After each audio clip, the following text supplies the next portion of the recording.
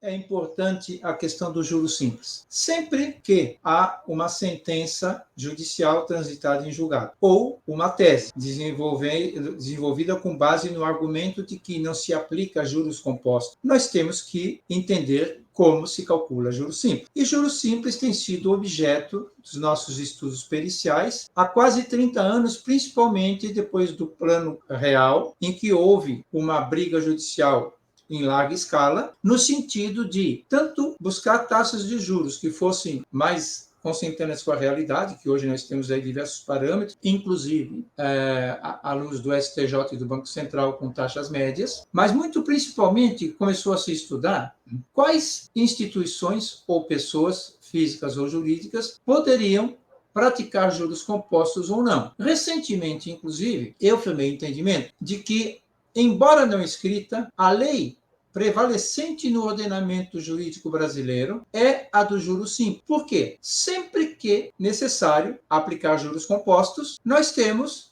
a necessidade de uma lei, conforme foi o decreto, a lei da usura, decreto 22.626/33, conforme foi a súmula 121 do STF, que expurgou a capitalização de juros em todas as operações até então, que era 1963. Depois nós temos a medida provisória 2170 do ano 2000, 2001, que também disse que os bancos, instituições financeiras poderiam praticar juros compostos, e assim por diante, sempre que necessário, a lei vem e diz, pode praticar juro composto. E quem é que pode praticar? Por isso, para aquelas pessoas, principalmente as pessoas físicas, que na ausência da opção pelo artigo 591 do Código Civil, precisam praticar juros compostos, nós precisamos ter, então, o firme entendimento e os procedimentos corretos para esse cálculo no sistema de amortização que se apresenta como sendo a quitação a juros simples. Muito bem. Hoje, justamente em função de que o juro simples se tornou uma matéria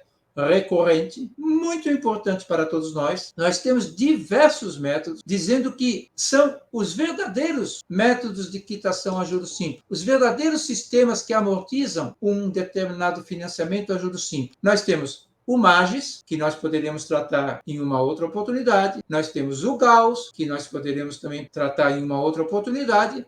E temos o MEGES, que é o sistema de amortização linear ou o sistema de prestações constantes a juros simples. Mais recentemente, e eu me permito aqui já encaminhar para o futuro, a gente conseguiu desenvolver aquele que consideramos o verdadeiro método de quitação a juros simples, com base na prestação apurada pelo método Gauss. Mas isso fica para uma outra oportunidade, porque hoje o objeto da nossa aula é tratar do MEGES. E assim, vamos iniciar o objeto da nossa aula de hoje. Segundo os seus idealizadores, o MEGES seria um método de amortização a juros simples desenvolvido da seguinte maneira. O valor da prestação periódica, de valor constante e postecipada, ou seja, paga ao final de cada período do prazo concedido, é apurado pela divisão do valor do financiamento pela soma dos inversos dos coeficientes a juros simples entre cada momento de ocorrência e o instante inicial do contrato. Nós teremos melhor entendimento do que isso significa ao analisarmos a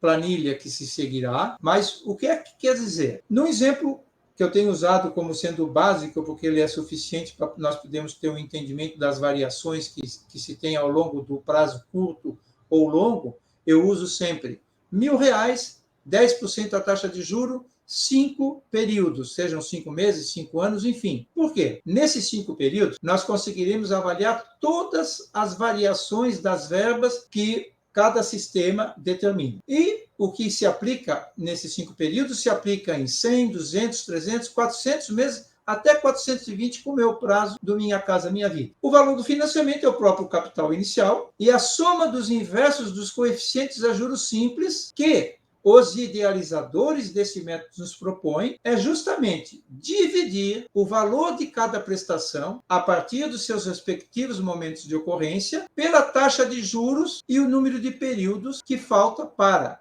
a partir do momento de ocorrência, voltar ao instante zero. Esta é a concepção e a proposta dos idealizadores